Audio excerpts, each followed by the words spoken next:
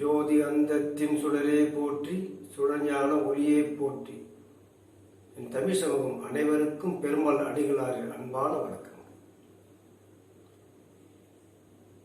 எங்கள் ஞான சபையின் மூலமாக மக்களுக்கு மெஞ்ஞான விளக்கங்களை நாங்கள் கூறிக்கொண்டிருக்கின்றோம். இன்று கூறப்படும் தலைப்பு 6 ஆதாரங்களை பற்றிய ரகசியம். உலகத்தில் பல பேர் பலவிதமாக இந்த 6 ஆதார நிலைகளை பற்றி கூறிக்கொண்டிருக்கிறார்கள். ஆனால் அவைகளின் உண்மை தத்துவம் என்ன என்பதை என்றைக்காவது நாம் ஆராய்ந்து பார்த்திருக்கிறோமா?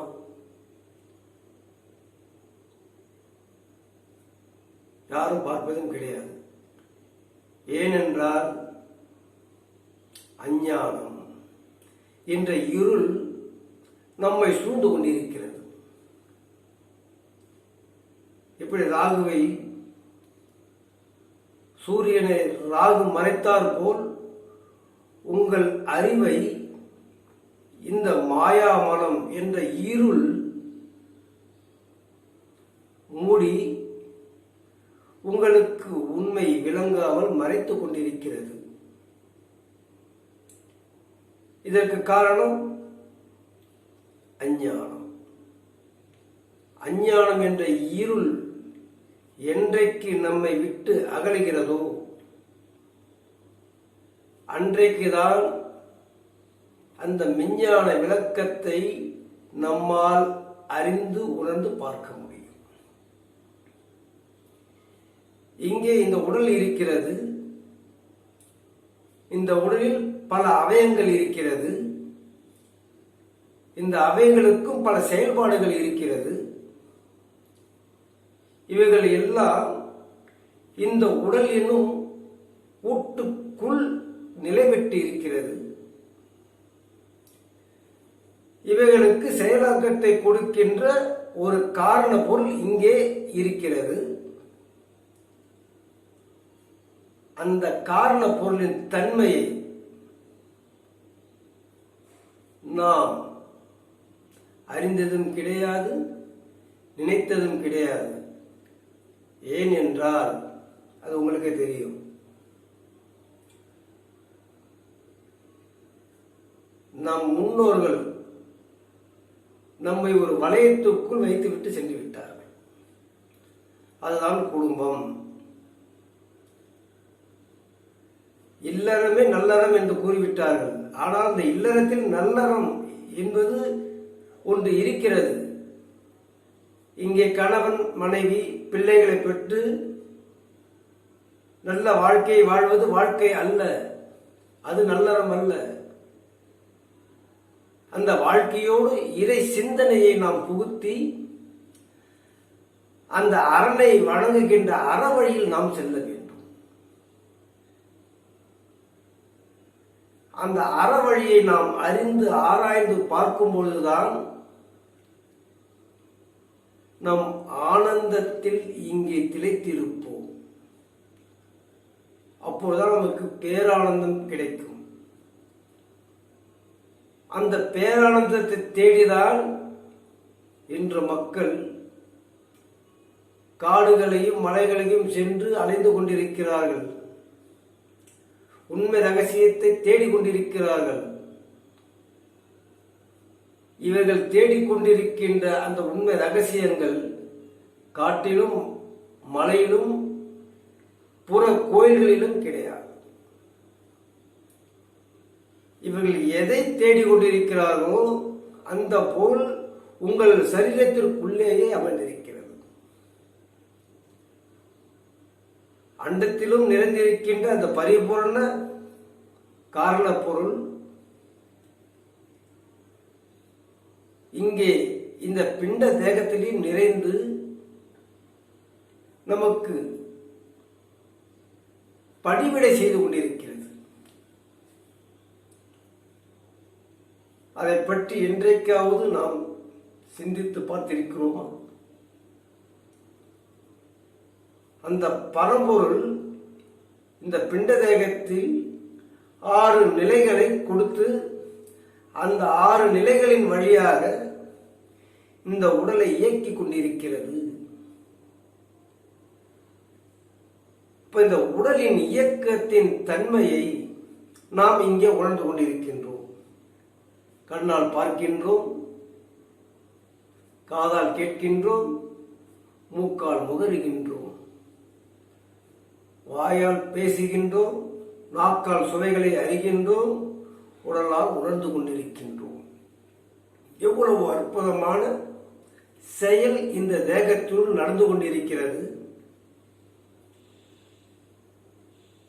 இந்த செயலுக்கெல்லாம் காரணமாக இருப்பது இந்த உடல். இந்த உடல் 3 மண்டலங்களாக இங்கே இருக்கிறது. ஆதித்ய மண்டலம், சூரிய மண்டலம், சந்திர மண்டலம் என்று 3 நிலைப்பாட்டை கொண்டிருக்கிறது. இந்த 3 நிலைப்பாட்டை கொண்டிருக்கின்ற இந்த உடலுக்குள் 6 சக்கரங்கள் இருக்கின்றன. இந்த 6 சக்கரங்களும் நமக்கு காரிய செயல்களை செய்ய காரணமாக இருக்கின்றன.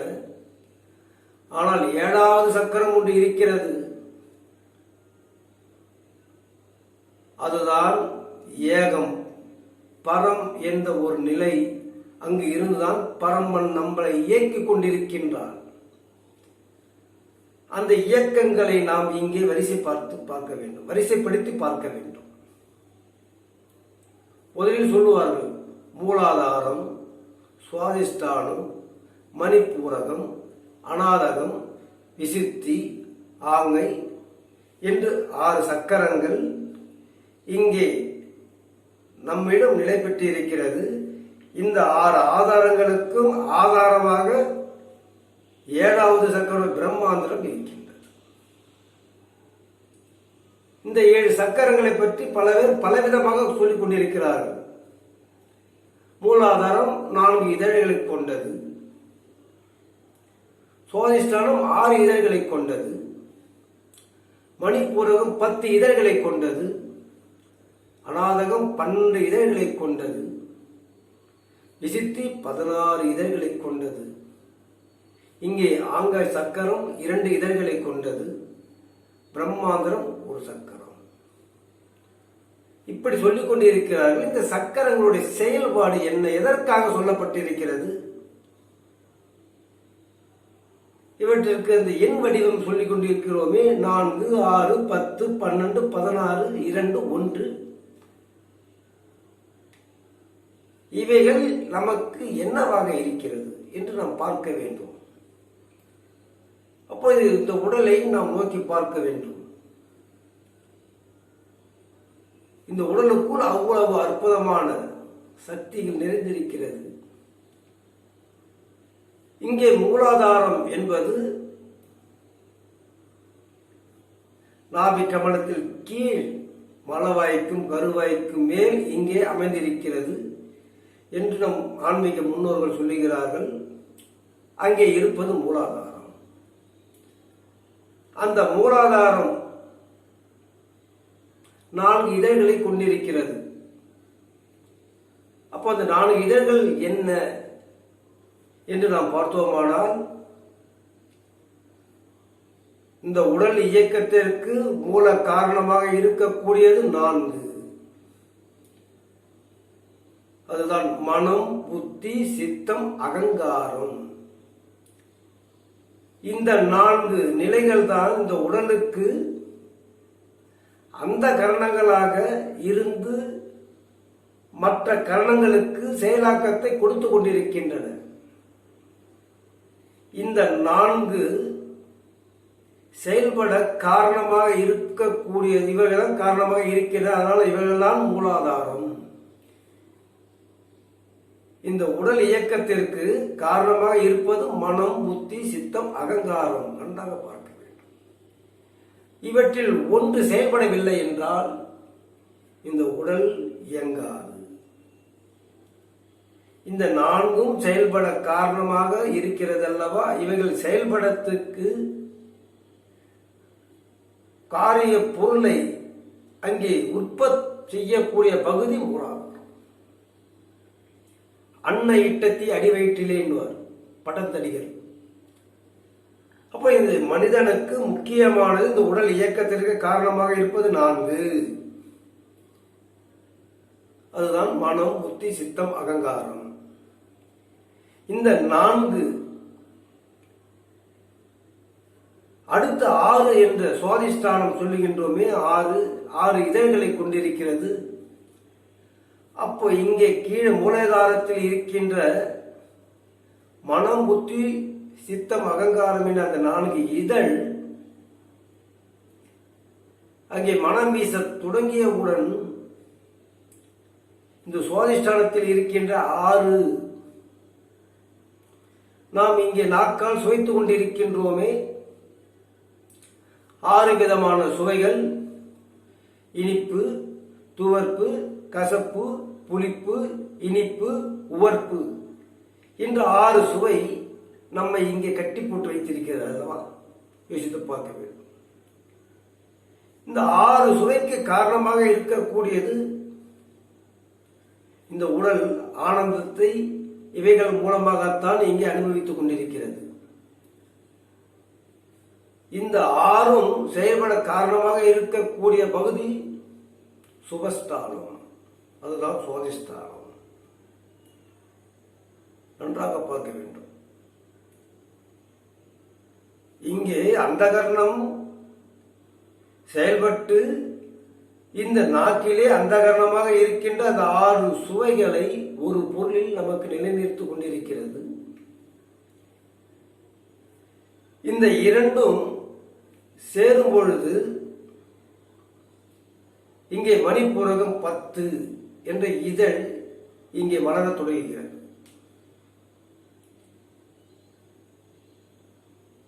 இந்த 10 இதழ் என்பது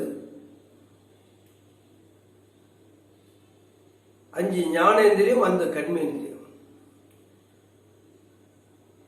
இந்த ஞானேந்திரியங்களும் கர்மேந்திரியங்களும் செயல்படக்கூடிய பகுதியாக இந்த நாபி கமலம் இருக்கிறது, மணிப்பூரகம்.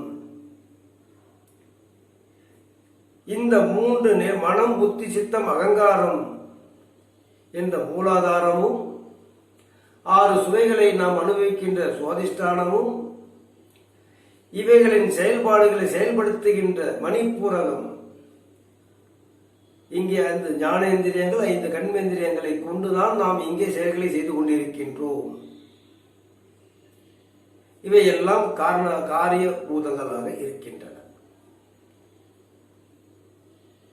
ஆனால் அதற்கு மேல் இருக்கின்ற இங்கே அநாதகம் 12 என்று சொல்லுவார்கள். இவைகளெல்லாம் காரண பொருள். இங்கே அநாதகம், விசித்தி என்று நாம் சொல்லுகின்றோமே, இவைகள் எல்லாம் காரண பொருள். இங்கே இந்த 3ம் காரிய பொருள்.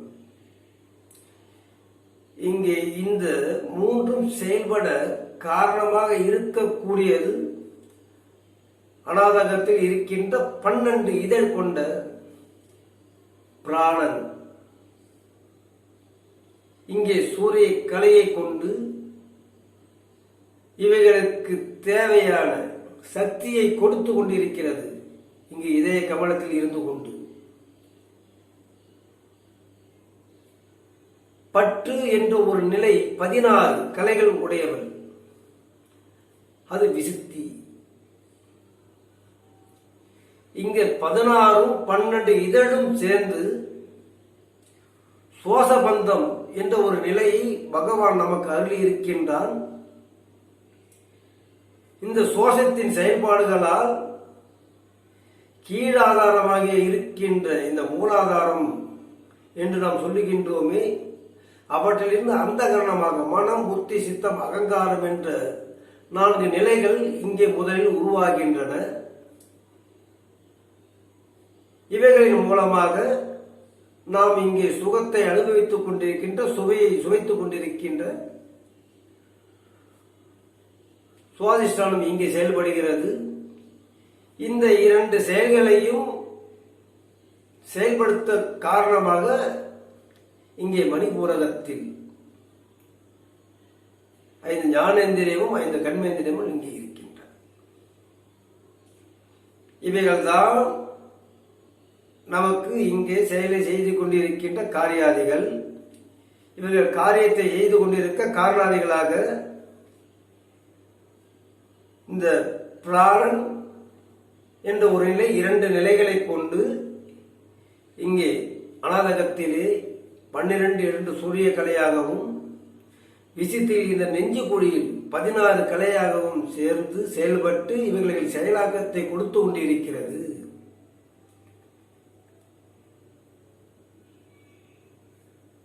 இதற்கு மேல் இருக்கின்ற ஆணை ஒரு மன்னராக இங்கே பரிமாணித்துக் கொண்டிருக்கின்ற பகுதி பூர்வ மத்தியம்.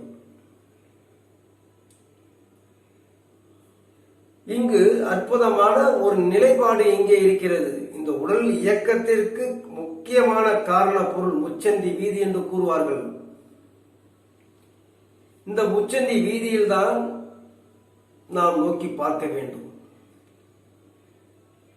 இந்த உடலுக்கு அனைத்து கருவிகளுக்கும் ஆணைகளை பிறப்பித்துக் கொண்டிருக்கின்றன. அவனவன் கண்ம வினைகளுக்கு தகுந்தாற்போல் அனைத்து செயல்களையும் இங்கே கொடுத்து கொண்டிருக்கின்றன. இதுதான் முச்சந்தி வீதி என்பார்கள். முச்சந்தி வீதி என்பது என்னவென்றால் வடநாசி, இடநாசி, நடுநாசி என்று 3 நிலைகள் இங்கே இருக்கின்றன. இங்கே நடுநாசி என்பது பிரம்மாண்டத்தை நோக்கி நிற்கும். வடநாசி, இடநாசி என்பது இங்கே கீழ் நோக்கி அமைப்பு இருக்கும். அதாவது நம் மனித இனத்திற்கு 2 கண்கள் மட்டும்தான் இங்கே செயல்பட்டுக் கொண்டிருக்கின்றன. ஒவ்வொரு மனிதனுக்கு 3, சிவனுக்கு மட்டும்தான் 3 கண்கள் என்பது கிடையாது. சிவனால் படைக்கப்பட்டிருக்கின்ற நமக்கு 3 கண்கள் இருக்கின்றன. நாம் அந்த ஒரு கண்ணை நோக்கி நாம் என்றைக்கும் பார்த்தது இல்லை. நாம் கீழ் நோக்கி இருக்கின்ற அந்த 2 கண்களை வைத்துக் கொண்டுதான் நாம் பார்த்து கொண்டிருக்கின்றோம். உலகத்தில் 2 நிலைகள் இருக்கிறது. நன்றாக பாருங்கள். ஈகம், பரம். நாம் இந்த ஊன கண்களை கொண்டு இந்த உலகத்தை நாம் நோக்கி பார்த்து கொண்டு இன்ப துன்பங்களை சுவைத்துக் கொண்டிருக்கின்றோம். ஆனால் நம்முள் நிலை பெற்று நமக்கு செயலாக்கத்தை கொடுத்துக் கொண்டிருக்கின்ற அந்த சிவபெருமான் முக்கண்ணன் இந்த இகத்தையும் பரத்தையும் இருந்து கொண்டு பார்த்து கொண்டிருக்கின்றார். ஒவ்வொரு மனிதனும் அவரால் படைக்கப்பட்டிருக்கின்றோம். நாம் என்றைக்கு அவரை நோக்கி பார்க்க வேண்டும் என்ற ஒரு தன்மையை நாம் வளர்த்துக் கொள்ள வேண்டும். அப்பொழுது இந்த முச்சத்தி வீதியில் இருக்கின்ற அந்த தன்மையை நாம் இங்கே பிரித்து பார்க்க வேண்டும். ஒரு மனிதனுடைய சுவாசத்தின் தன்மையை உணர வேண்டும். என்றைக்கு ஒரு மனிதன் வாசி பழக்கத்தை அறிந்து கொள்ளுகின்றானோ அந்த மனிதன் பரமனை அறிவான். அதற்கு யோக கலைகள் அவர்களுக்கு துணை புரியும். இந்த 6 ஆதார சக்கரங்களும் யோக நிலையில் இருப்பவர்களால் சொல்லி வைத்தார்கள். ஆனால் இன்றைக்கு யாரும் பல பேர் பலவிதமாக அது உண்மை தன்மையை உணராமல் இங்கே கூறிக்கொண்டிருக்கிறார்கள். இந்த காரியாதிக்கும் இந்த காரணாதிக்கும் ஆதாரமாக இருக்கின்ற எம்பெருமான் பிரம்மாண்டத்தில் ஏக நிலையாக இருந்து கொண்டு இகம் பரம் என்ற 2 நிலையை பார்த்து கொண்டிருக்கின்றார். நாம் இப்பிறவி எதற்கு எடுத்துக்கொண்டிருக்கின்றோம்? ஏன் பரமன் நமக்கு இப்பிறவியை கொடுத்திருக்கின்றான்? ஆராய்ந்து பார்க்க வேண்டும். 84 லட்சம் பிறவிகளை நாம் கடந்து இப்பிறவியை நாம் அடைந்திருக்கின்றோம். அதான் நம் அவ்வை பிராட்டியார் கூறுவார்கள், அரிது அரிது மாணவர்கள் பிறத்தல் அரிது. இந்த மாநில பிறவி மீண்டும் நமக்கு கிடைக்குமா என்பது கேள்விக்குறியானது. ஏனென்றால் நமக்கு பின்னாடி நம்முடைய வினை எவ்வளவு இருக்கிறது என்பதை யாராலும் சொல்ல முடியாது. அது கடலளவோ மலையளவோ என்பது நமக்கும் தெரியாது, ஆனால் பரமனுக்கு தெரியும். அதனால் நாம் மீண்டும் இப்பிறவி எடுத்து இங்கே இன்ப துன்பம் என்ற நிலையை அடையக்கூடாது என்ற ஒரு தன்மையை எந்த ஒரு மனிதன் உணர்ந்து கொள்கிறானோ அப்பொழுதுதான் அவன் பர சிந்தனையோடு இங்கே இருப்பான். ஒரு மனிதன் பர சிந்தனையை அடைய வேண்டும் என்றால் முதலில் அவன் வாசி பழக்கத்தை அறிய வேண்டும். இங்கே சோசம் ஓடிக்கொண்டிருக்கிறது, சோசத்தின் தன்மையை ஒரு மனிதன் அறிய வேண்டும். அதில் ரகசியம் நிலை பெற்றிருக்கிறது. அதனுடைய ரகசியத்தை நாம் அடுத்த பதிவில் நிச்சயமாக கூறுவோம். அதனால் இந்த உடலிலே இருக்கின்ற இந்த 6 ஆதார நிலைகளில் 3 காரிய தன்மையும் 3 காரணத்தன்மையும் கொண்டு இருக்கிறது. 6 நிலைகள். ஆனால் 7வது நிலை பிரம்மதல் ஏகமாக இருந்து பரமன் இவ்வுலகத்தை எப்படி படைத்து காத்து கொண்டிருக்கின்றானோ அதுபோல் ஒவ்வொரு ஜீவராசியும் அந்த பரசிவன் நம்மை காத்து கொண்டிருக்கின்றார். நம்மை படைத்து நம்மேல் கருணை வைத்து இருக்கின்ற அந்த கருணாமூர்த்தியை நாம் கண்டு தரிசிக்க வேண்டாமா? எத்தனை நாளைக்கு நாம் புறத்தை நோக்கி ஓடிக்கொண்டிருப்போம்? எண்ணி பாருங்கள். நிச்சயமாக ஒவ்வொரு மனிதனும் தனக்குத்தானே வந்து கொண்டு உணரக்கூடிய ஒரு விஷயம் ஆன்மீகம், ஒரு நீதி. ஆனால் ஏற்றத்தாழ் அந்த பரம்பொருளை அடையக்கூடிய தன்மையே இல்லை. யார் வேண்டுமானாலும் எந்த மனிதர்களாக இருக்கலாம், அந்த எந்த இனமாகவும் இருக்கலாம். நாம் இது மனிதன் கண்டு அடையலாம். சொல்லுவார்கள், காற்றுள்ளவரை தூற்றிக்கொள். ஒரு பழமொழி இருக்கிறது நம் தமிழ் தேசத்தில்.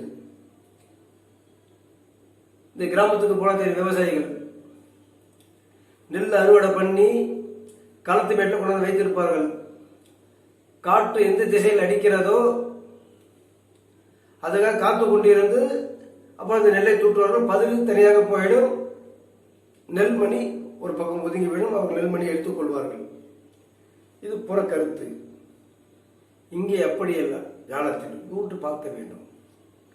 காற்றுள்ள போதே தூற்றிக்கொள் என்பது இந்த உடலிலே இந்த உயிர் உறவாடி கொண்டிருக்கிறதே, அப்பொழுது அந்த பரமனை நீ அடைய வேண்டும் என்றால் இந்த பதில் இந்த உடலை தள்ளிவிடு. உடலும் உயிரும் இங்கே ஒன்றாக இருக்கும்போது இங்கே உயிர் என்ற நெல்லும் உடல் என்ற பதிலை நாம் விலக்கிவிட வேண்டும். உயிரை விட்டு உடல் போனாலும், உடம்பை விட்டு உயிர் போனாலும் அந்த பரமனை நம்மால் அடைய முடியாது, அறிய முடியாது. அதனால் இப்பிறவி எடுத்த பயனை நிச்சயம் அடைய வேண்டும் என்ற நோக்கில் இருக்கின்ற அன்பர்கள் சற்று உங்களை நோக்கி நீங்கள் பாருங்கள். அகம் பிரம்மாஸ்மி என்று கூறினார்கள். ஊனுக்குள் நின்று உலாவினதை காணாமல் காடு மலைதோறும் அலைந்து காலெழுத்தேன் பூரணமே என்று ஞானிகள் கூறியிருக்கிறார்கள். அப்போ நம்முள் இருக்கின்ற அந்த இறைவனை நாம் மறந்துவிட்டு புறத்திலே நாம் தேடிக்கொண்டிருக்கின்றோம். இங்கே வாழ்க்கை விரயமாகி கொண்டிருக்கிறது. அதனால் நாம் கடந்ததை மறப்போம், வருவதை நினைப்போம் என்று கூறி உங்களிடம் விடைபெறுகிறேன். நன்றி, வணக்கம். மீண்டும் அடுத்த பதிவில் அற்புதமான விஷயங்களை நாங்கள் கூறுகின்றோம். அவற்றை கண்டு பயனடையுங்கள். நன்றி, வணக்கம்.